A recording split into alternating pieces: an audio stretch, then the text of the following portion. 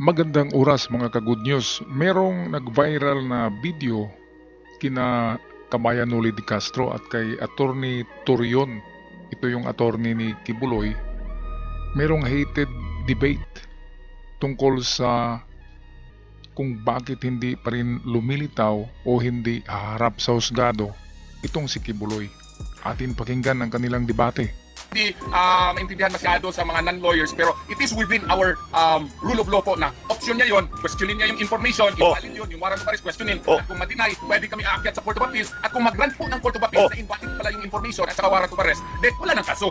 So, choice din wala yan nang kaso. ng akusado. Patunayan ninyo, palabasin niyo sa salungga at saka kayo mag-file. Ha? Ay, kahit tumatawa kayo, kahit attorney kayo, pero kami pangkaraniwang tao, ang alam namin no, ang taong may kaso ay dapat lumabas at ipagtanggol ang kanyang sarili. Lalo na po ang isang tao na katulad ni Pastor Kibuloy na son of God. Ayan, may tama si Noli de Castro. Kasi ay ang kay Noli de Castro ay practical na mga rason. Pero dito kay Attorney Torion ay very technical yung kanyang pagdidebate, ay gumagamit siya ng mga technical na mga pamaraan as an attorney. Pero butata siya palagi kay Noli. Alam naman natin na matanda na yan si Noli, marami ng experience yan. At kahit sinong ordinaryong tao ay nakakaalam sa batas, kapag ikay fugitive, ikay wanted, huhulihin ka talaga. Kaya dapat harap ka at magdala ka ng maraming attorney hanggat kaya mo. Diba? At hindi magtago kasi fugitive huhulihin ka talaga. Kahit sinong ordinaryong tao na hindi nakakaintindi ng batas, kapag fugitive ka ay huhulihin ka talaga, ibalik ka sa kulungan. Okay, so patuloy tayo. Nakakatawa ang debating ito kasi hindi talaga nagpapatalo si Noli at iyak dito si bading kasi ito ay nasaktan siya At pagkatapos nitong heated debate nila ay nagpalabas ng kanyang saloobin sa kanyang vlog itong si Attorney Torion. Okay, balikan natin. Matatawa kayo dito. Yan po ang view po ninyo, sir. Opo, Yan yan ang po view ko. Pero mali po yan. Hindi ako mali, hindi ako mali. Meron pong alternatibo po ang akasado, Sir Noli. Hindi ho, kung talagang wala siyang kasalanan, patunayan niyang wala siyang kasalanan at kami maniniwala kapag siya lumabas na at yung proseso ng batas, Tama. doon pa lamang kami maniniwala na wala siyang kasalanan, attorney. Remember, attorney ho kayo. Lahat ng attorney talaga ay pagtatanggol ang kahit pa kriminal ang isang tao pinagtatanggulo ninyo, di ba? Ayan, diyan na nasasaktan si I'm not talking of Attorney Turon, yung sinabi ni Noli na kahit kriminal pinagtatanggol nyo. ang Ito, isang tao pinagtatanggulo ninyo, di ba? I'm not talking of Kibuloy. Pero kayo mga attorney, ganyan ang asal ninyo. Pinagtatanggol nyo kahit kriminal. ayan, totoo naman yan na ganyan talaga ang trabaho ng attorney. Katulad ng attorney ni Alice Goo, milyonaryo na ngayon kasi milyon-milyon ang binayad. Ano lang kasi yan? Pera o prinsipyo? Ganyan yan. Kapag may prinsipyo ka, huwag mong tanggapin yung kriminal na kliyente. Kasi nagiging sinungaling ka dyan na attorney. Katulad ni Panilo. Nako, napaka na attorney nun. Yung palaging kliyente niya, yung mga yung mga huhusgahan na. Okay, kaya ito si Torion, ngayon ko lang nakita to Hindi naman ganong sikat to na attorney. Turon nga Kaya ito ang kanyang mga technical na rason kay Noli, pero talo siya dito sa debating ito. Ngiyak-ngiyak siya pag uwi niya. Ninyo, di ba? I'm not talking of Kibuloy. Pero kayo mga attorney, ganyan ang asal ninyo.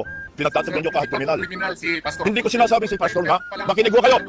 Hindi ko sinasabing si Pastor. Sabi ko may mga abogado na kahit kriminal, ipinagtatanggol nila. I'm not talking of Kibuloy. Malinaw yun Tama. Malinaw naman yung sabi ni Noli na pinagtatanggol kahit mga kriminal. Hindi sinabi niya na si Kibuloy. Pero ganoon na rin yun. Sa pag-intindi ni Torion Turon, ay si Kibuloy yung pinaparinig ni Noli. Ganitong mga debate ay talo talagang hindi pilosopo. Kapag pilosopo ka ay talo yung pikon, di ba?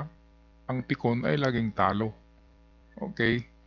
So, balikan natin tong napakagandang debate ito. Talo dito si Attorney Turon. Dapat ho kasi kayo hindi marinig. Okay, attorney, hindi tayo matatapos dahil ho, pinipilit nyo yung gusto nyo, pinipilit ko rin ang gusto ko. Pero abangan natin kung ano magiging resulta. Ganito na lang, Sir Noli. Ganito na lang po. We have agreed to disagree. Okay, we have agreed to Marco, disagree. Sa ating Ayan, agree. Di agree to disagree. saligang batas. Oh. Marco, sa ating mga batas po, na may choice talaga yung akusado. May choice din. Na Ay, insist niya yung kanyang Attorney, sorry. innocence na hindi kailangan maging physically present before the jurisdiction of the court. Especially in this case na may banta po sa kanyang buhay.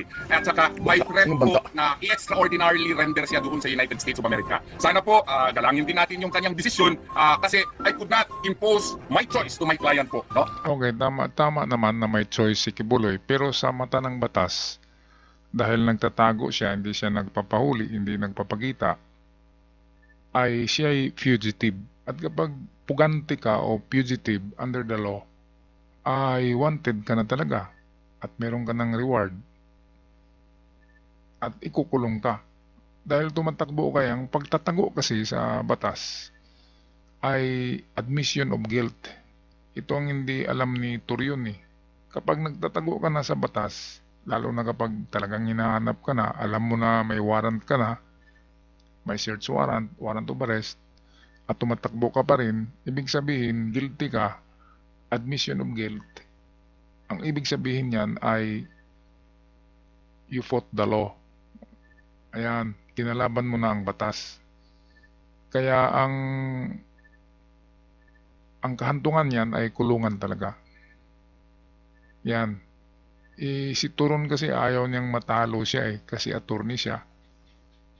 Alam na, pero sa loobin ni Turon, alam niya na wala talagang kapanalo dito si Kibuloy sa kaso na ito kasi Kibuloy against the people of the Philippines, against pa sa President of the Philippines. Talo ka talaga niyan. Okay, tapusin natin ang debating ito. Ang Okay. akin pong trabaho is to present alternatives to my client and it is up to the client to choose which of the alternatives that he will. Okay. Ano po maintindihan po ninyo? Hindi ko naintindihan. Maraming salamat po. We agree to disagree, attorney, sabi ko ba? Okay. Attorney ka, ako ibang karaniwang tao. Broadcaster lang ako. Attorney, maraming salamat po sa pangalan po ng ating mga kapatid na Muslim. Ayan. Patawa-tawa lang dito si Turion eh. Pero pag uwi pala niyan ay iyak-iyak yan eh. Nagpalabas yan ng kanyang video na siya ay medyo very disappointed kay Noli. Kasi nasaktan siya sa sinabi ni Noli kasi totoo naman, di ba? Na yung pinapanigan niya, yung kliyente niya ay merong sa batas. Merong itong pagtatago sa batas at 80% na talagang hindi mananalo. Alam ni Turion na 20% lang ang winning nila versus 80. So wala talaga. Kahit lilitaw pa yan, magdala pa yan ng isang dosinang attorney, wala talagang mangyari. Kasi versus Kibuloy versus the President of the Philippines, wala ka talagang panalo dyan. Okay, so kudos to kabayan Noli Di Castro at dito kay Turion sa kanyang mga technical na mga rason. At hanggang sa muli, ako'y magpaalam na God bless the Philippines and God bless the people.